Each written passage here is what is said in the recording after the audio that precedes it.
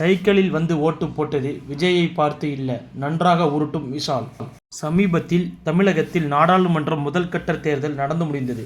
அதில் பிரபலங்கள் பலரும் ஆர்வத்துடன் வந்து வாக்குப்பதிவு செய்தனர். அதன்படி விஷால் சைக்கிளில் வந்து ஓட்டு போட்டார். அதைத்தான் விஜய் ரசிகர்கள் இப்போது கிண்டலடித்து வருகிறார்கள். ஏனென்றால் கடந்த தேர்தலில் விஜய் இப்படிதான் சைக்கிளில் வந்து ஓட்டு போட்டார். அது மிகப்பெரிய வைரலானது. அதை விஷால் அப்படியே காப்பி செய்துவிட்டார் என்று பேசப்பட்டது. தற்போது அதை மறுத்துள்ள விஷால், என்னிடம் கார் கிடையாது, அதை விற்றுவிட்டேன். இப்போது சாலைகளில் கண்டிஷன் மோசமாக இருக்கிறது.